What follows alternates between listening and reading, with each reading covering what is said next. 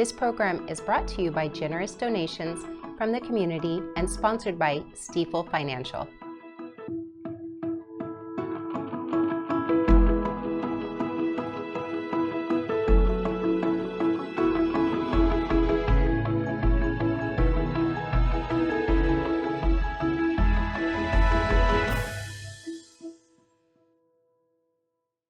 Good evening. My name is Lynn Forbes, your host for tonight's edition of Nevada County Now. The Community Foundation of Nevada County and the Center for Nonprofit Leadership, CNL, have announced a merger that will combine their resources and expertise to strengthen and support the nonprofit sector in Nevada County and the Sierra Nevada region. Founded in 2003, the CNL has served as the go-to resource for nonprofit organizations in Nevada County. The Community Foundation has the ability to work with nonprofits by attracting additional funding and raising awareness about the larger issues local nonprofits address. The two organizations together make a strong intermediary for local organizations to tap into. Their ability to manage multiple philanthropic funding sources that may not be available to single nonprofits is a huge benefit. Funding sources include donor-advised funds, investment services for endowments and legacy funds, and larger grants. The merger aims to enhance collaboration, streamline resources, and provide comprehensive support to nonprofits, ultimately benefiting the broader community. For more information about this merger and other initiatives, please visit nevcofoundation.org. Don't go away. We'll take a short sponsor break and be right back. Thank you to Stifel Financial, proudly helping individuals pursue financial goals, businesses and organizations raise and protect capital, and communities offer a higher quality of life. To learn more, visit www.stifel.com.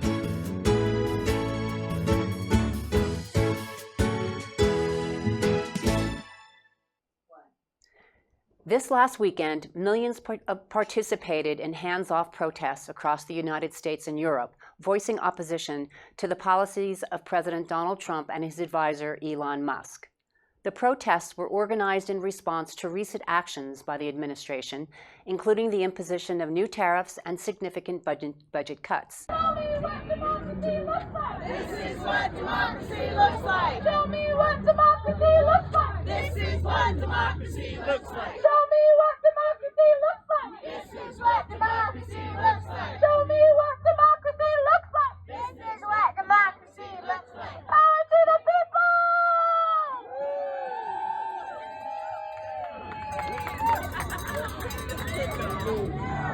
Robert Barron to the White House, but we shall not be moved just like a tree that's standing by the wall.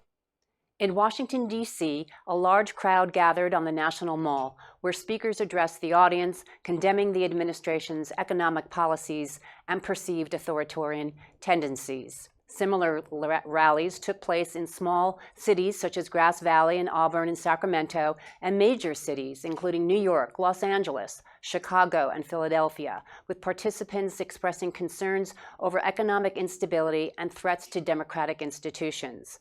Locally, it was estimated that 2,000 people gathered in the Brunswick Basin to show their solidarity and to protest the administration's tariff policies, with retirees particularly concerned about the devaluation of their savings and increased cost of living. We're going to take a short commercial break. Don't go away. We have more to come on this story. In Nevada County, we believe in the power of education to transform lives. Whether you're a student, parent, or educator, the Nevada County Superintendent of Schools is here to support you every step of the way. From innovative programs to strong community partnerships, we are dedicated to empowering the next generation. Together, we're building a brighter future with quality education for all. Nevada County Superintendent of Schools, empowering education, strengthening communities. Let's make every student success our priority. Learn more today at ncsos.org. Protest has been part of the American story since before the country was founded. In 1773, colonists dumped British tea into Boston Harbor during the Boston Tea Party, a rebellious act that helped spark the American Revolution. The abolitionist movement used rallies, newspapers, and speeches to demand an end to slavery. Women's suffrage activists like Susan B. Anthony and Elizabeth Cady Stanton organized marches and conventions pushing for women's rights to vote. Labor protests fought for safer working conditions, better wages, and the 8-hour workday. The Great Depression sparked marches for jobs and aid. And the Civil Rights Movement brought some of the most iconic protests. Mass anti-war protests became a defining part of the 1960s and early 70s, especially among students and veterans. More recent movements include Occupy Wall Street, Black Lives Matter, Women's March, March for Our Lives, and calls for action on climate change. Protesting in America is protected by the First Amendment, which guarantees freedom of speech and assembly. From town squares to social media, Americans continue to raise their voices to challenge injustice and demand change. We're going to take a short commercial break. Don't go away. We have more to come. Want to put your business or personal brand in the spotlight? Join us for our Getting to Know You commercial recording event at Nevada County Media on Wednesday, April 30th. This is your chance to create a professional, polished commercial to showcase what makes you unique. Our team will guide you through the process and help your message shine. Reserve your spot today by visiting nevadacountymedia.org calendar. Let's tell your story. Your audience is waiting. Our guest, Karen Terrey, brings a vibrant voice and a deep well of creativity to the role of Nevada County's Poet Laureate. An accomplished poet, educator, and literary advocate, Karen is known for weaving landscapes, personal narrative, and cultural reflection into poetry that resonates with clarity and power. Welcome, Karen. Thank you very much, It's Lynn. lovely to have you, and congratulations. What an honor. Thank you. I'm really honored to be here. So you are going to have a busy year, I think, correct? Yes. And your role started in February, or you were appointed in February, awarded in February, and now currently there is a poetry week and a lot of events going on. Can you talk a little bit about how you got this award and what your responsibilities will be? Sure. I have been a teacher and a poet, and I live in Truckee. I started in 2008 when I got my MFA in creative writing, founded my business, Tangled Roots Writing, started teaching at various colleges around the lake. And since then, my mission has been to build literary community, right? And so this just has built over the years. And being Poet Laureate, I'm the fourth for our county so far. We started with Molly Fisk, then we had Chris Olander, Kirsten Casey, and I'm the fourth, and I'm really excited to follow in their footsteps. Very exciting. So poetry is a sort of activism in a way, isn't it? It is. I didn't know that in first grade when I was asked to stand up and give make up a poem on the spot for the literary magazine. I don't know why I raised my hand. I was famous in first grade at Our Lady of Mercy School. But so I've been interested in poetry ever since. So that's great. And it's quite a unique form of literary because it's music. The lyrics are poems and so on. Talk about how you were. Yeah. So involved. I think what's interesting about literary arts and poetry is that it starts with the body, right? So it is voice and breath. And so, of course, in the creative process, there's writing, but the performance of that does really feed upon having an audience to listen to it, right? And so the language is part of your body. You breathe it out, and then people listen and hear that. And so I think it really is, especially for myself right now, the way the world is, it is a venue for agency, right? And for that voice, that you can say something that matters, right? And touch people's hearts. And when you write, do you actually physically, when you're writing a poem, do you physically act it out and test yourself along the way? Oftentimes, I'm just constantly reading it out loud to myself as I'm writing, and especially in revision. Right, and record yourself and listen back? I don't do that as much. Okay. No. But I do really enjoy open mics and performing, and that's a great way to test some new work, right? So, and also open mics are great deadlines. Yes. To be working on new work, to push yourself, share it with an audience, and you can hear their reaction. Well, the way we get to hear you, I'm glad you brought along some of your work. I'm hoping you can read a poem for us. But I want to make sure I get the dates here so we don't miss you out here in Nevada County. So you're going to be at, I know there's an ongoing number of events going on right now. Where can one go to look at a compilation? Is there one spot? Yes, so I have a website. It's called Tangled Roots Writing. Okay. People can go there.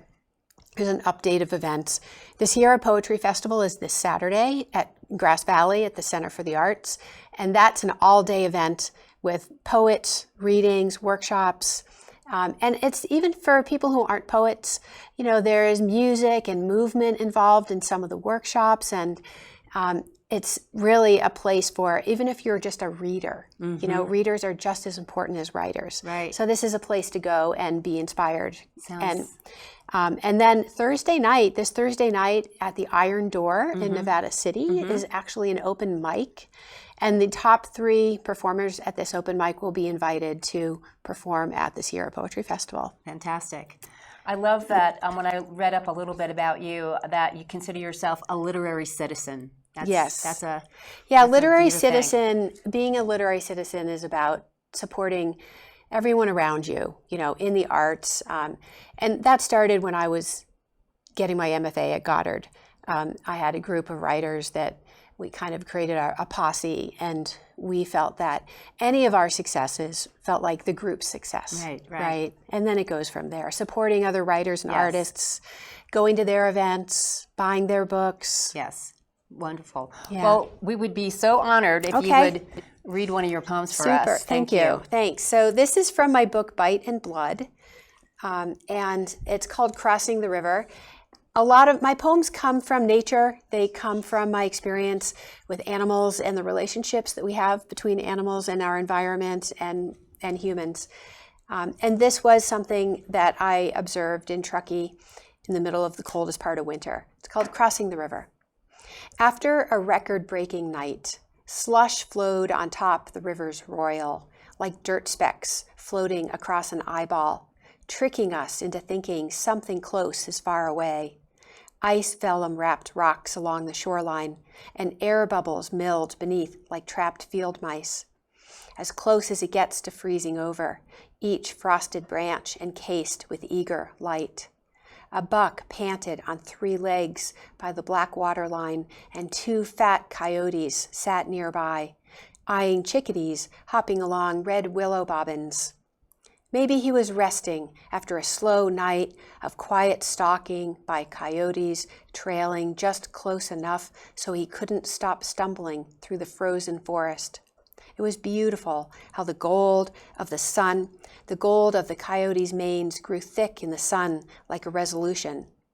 The buck's broken leg bent beneath his chest, silent breath clouds.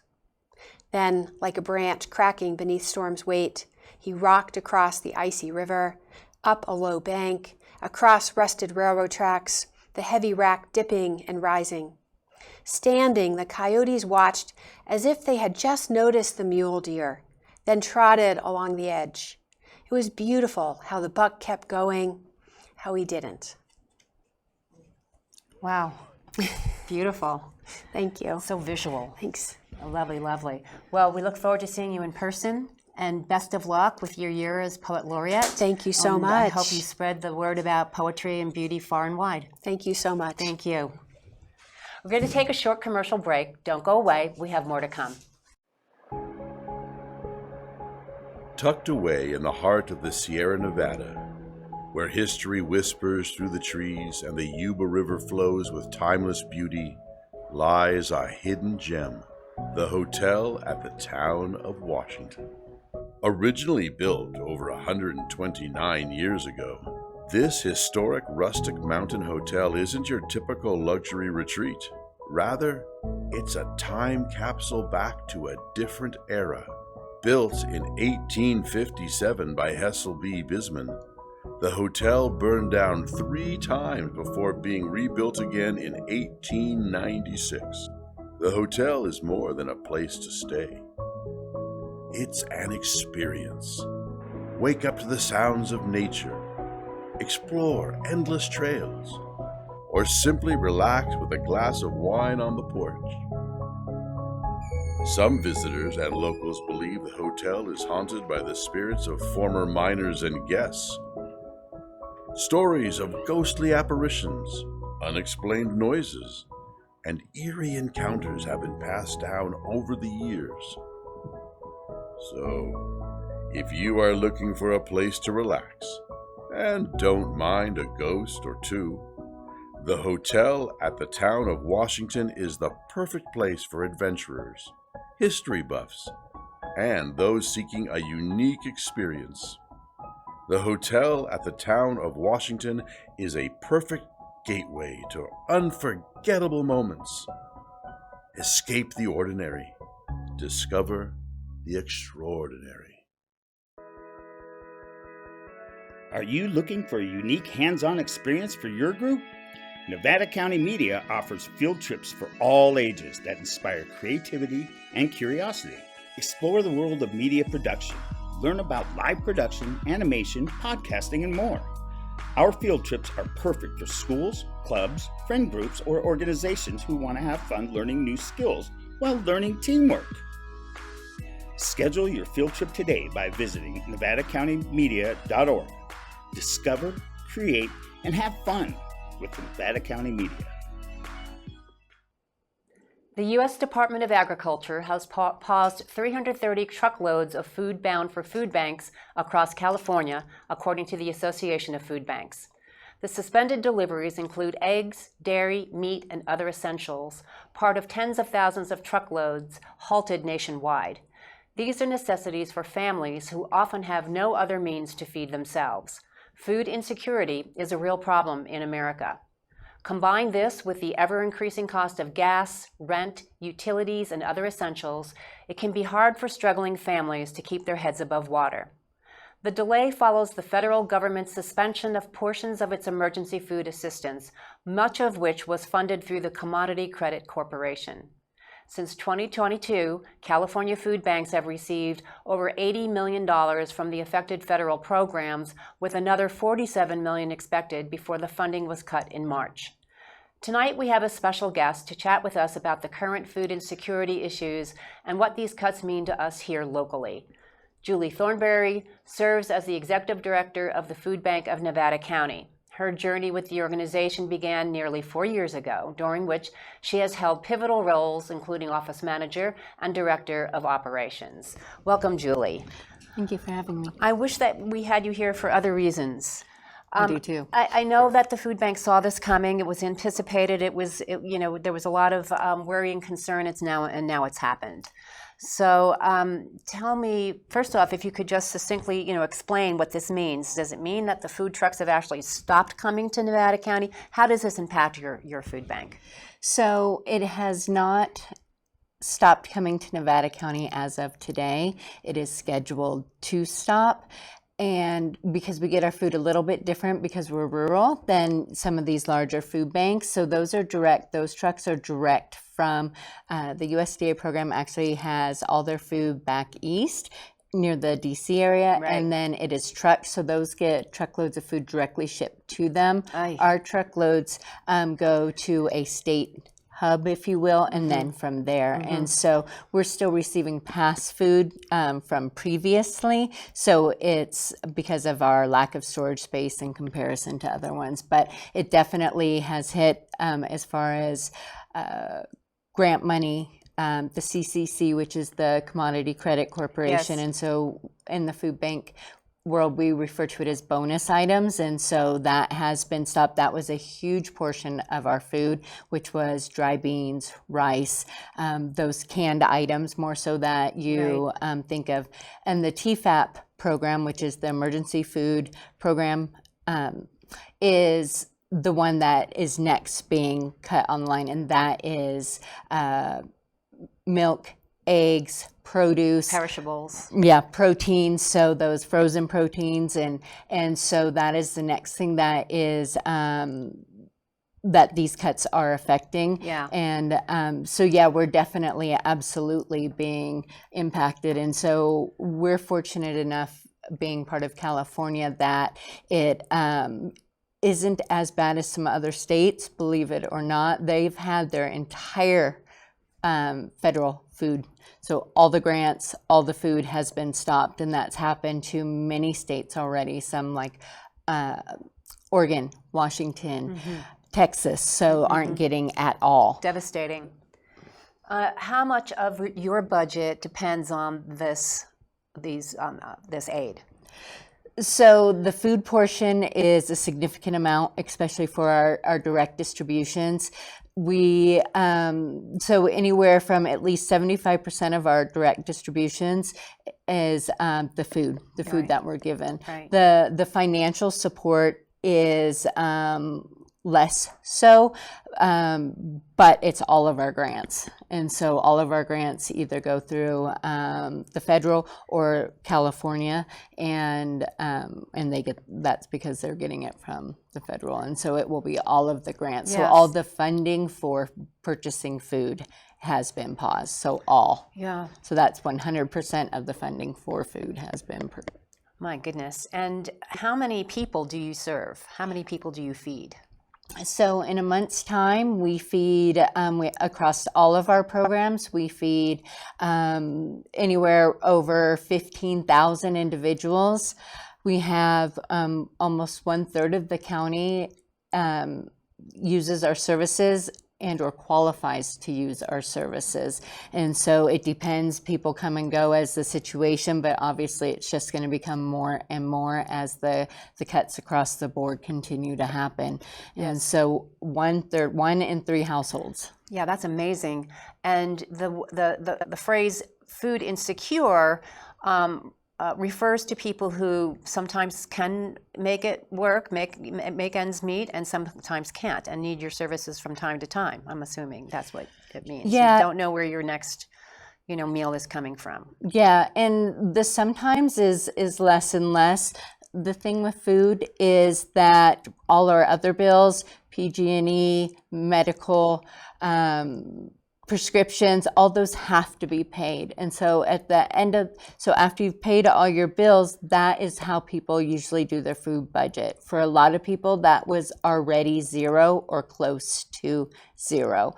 And so, so they know going into the month that they're aren't making enough to be able to eat. Right. And so that's why it is food insecure. In our county doesn't look the same as all the other counties. Food insecure in our county looks like you and me.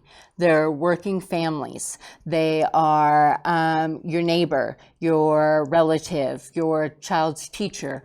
It's so, like I said, 1 in 3 households. It's more people than we know or talk about are needing to utilize these services because of the other expenses that happen before the cuts. So other expenses increased, and so the dependency on the food bank services increased as well. Yeah, especially like fire insurance, Sure, and PG&E, and those raises. Not to mention gas for your car, so on. And the food in our county went up significantly more than it did across the board, and so the cost of food in our county. So then also the cost of food at the shelves. Oh.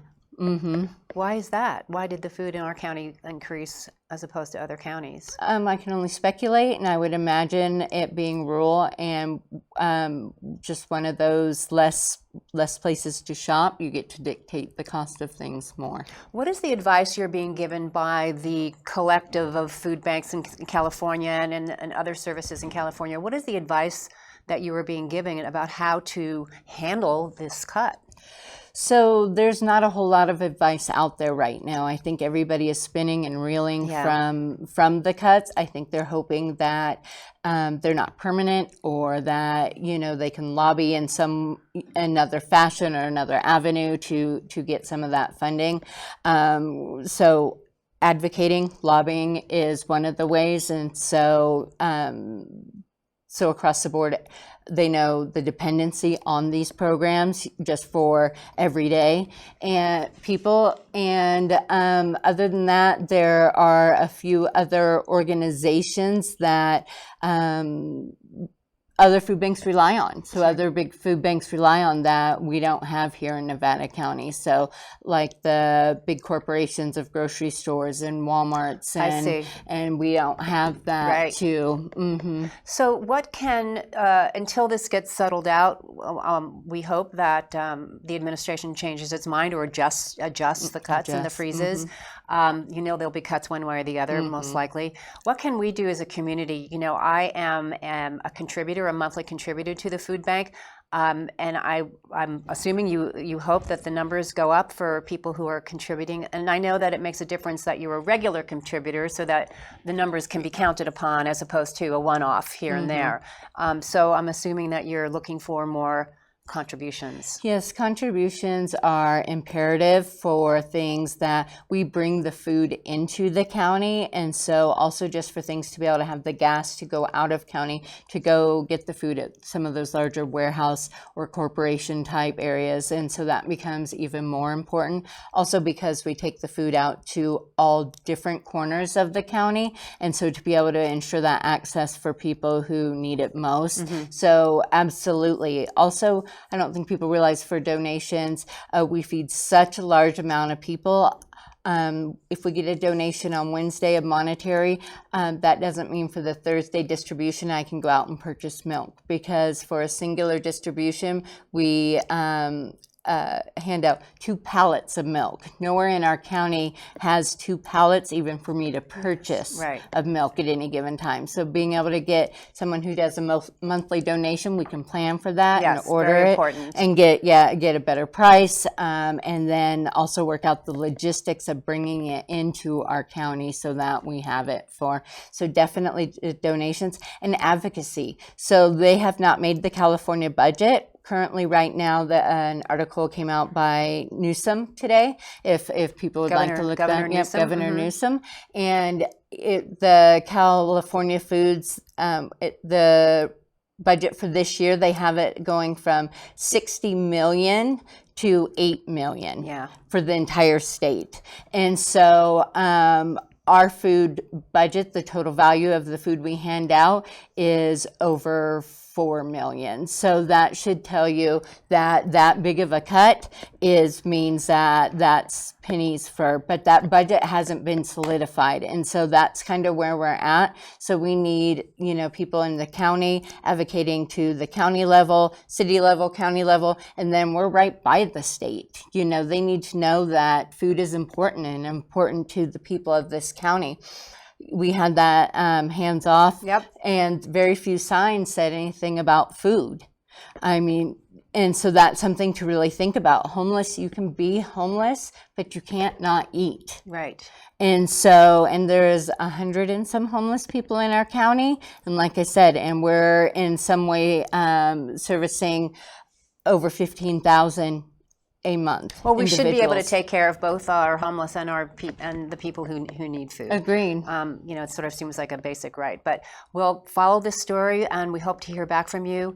Hopefully we have better news next time. I encourage everyone who can to contribute to the food bank and to help out as far as advocacy goes, and help Julie and the team out, and especially the people who are taking advantage of her service. Thank you so much, Julie. Good work. Thank you. Well, folks, thank you for watching this edition of Nevada County Now. If you would like to help contribute or write stories, appear on a show, or even become a host, please check out the details on our website at nevadacountymedia.org/NCN.